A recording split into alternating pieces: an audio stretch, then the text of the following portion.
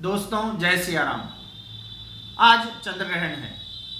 हम बात करें इससे पूर्व एक माहौल बता दूं कि दरअसल में देश में क्या है। सभी समाचार चैनल आज के दिन जब जब ग्रहण पड़ते हैं तब तब वैज्ञानिकों को और ज्योतिषियों को लेकर उनकी आपस में भिड़ंत करा देते हैं कि वे आपस में भिड़ते रहें और निष्कर्ष कुछ निकलता नहीं। हम कुछ चर्चा करेंगे बहुत सहज सरल रूप से।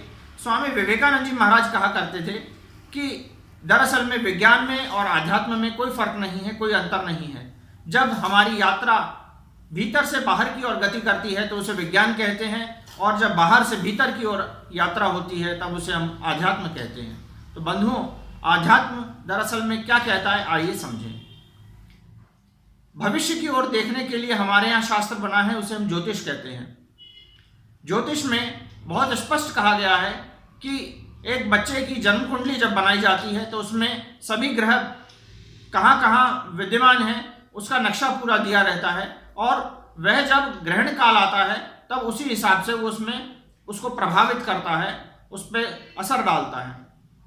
संत कहते हैं, आचार्य कहते हैं, गुरुजन कहते हैं, जो मैंने उनसे सुना है वह आपके साथ साझा करता हूँ कि ग्रहण काल जब आता है वह दरअसल में एक अवसर होता है इस बात का कि हम अपने पूर्वाग्रहों से मुक्त हो सकें।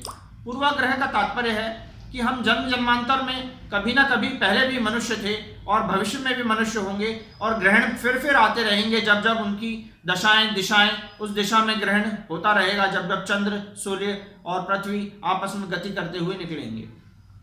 तो जब ग्रहण पड़ेगा उस समय करना क्या है, तो गुरुजन कहते हैं कि हमें उस समय दरअसल में अपने पूर्वाग्रहों से, जो हमारे पूर्व आग्रह हैं, कई बार हम किसी जन्म में नास्तिक होंगे, कभी किसी जन्म में हम ईश्वर को मानते हों न मानते हों, अनीश्वरवादी हों, अथवा किसी और जाति कुल में जन्मे हों, अथवा किसी अन्य संप्रदाय में जन्मे हों जहां पर हम सनातन धर्म के धर्मावलंबी ना भी रहे हुए हों।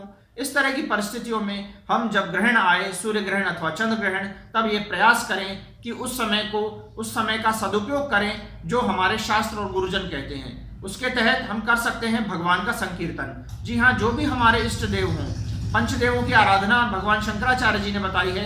वह भगवान सूर्य हो सकते हैं, गणेश जी हो सकते हैं, माता का विग्रह हो सकता है, भगवान राम, विष्णु या कृष्ण हो सकते हैं, या भगवान शंकर हो सकते हैं। उनका हम नाम संकीर्तन करें, और अगर हम संकीर्तन से कुछ आगे बढ़ चले हैं और हम लोगों ने दीक्षा प्राप्त कर ली है तो हम गुरुदेव द्वारा प्रदत्त मंत्र जो भी हो अपने इष्ट देव का, उसका जाप भी कर सकते हैं। नहीं तो कुछ ना कर सकें, कुछ ना आता हो तो ईश्वर का नाम लें, वह सबसे सरल साधन है इस समय को गुजारने का। यह समय जिस समय ग्रहण लग रहा होता है चंद्र पे, तो ऐसा माना जाता है कि कुछ किरणें इस तरह की विकिरण उसमें से निकलता है जो हम लोगों की देह को, हम लोगों के पर्यावरण को कहीं ना कहीं नुकसान पहुंचाता है, क्योंकि वह सहज स्वरूप नहीं है हमारे ग्रहों का।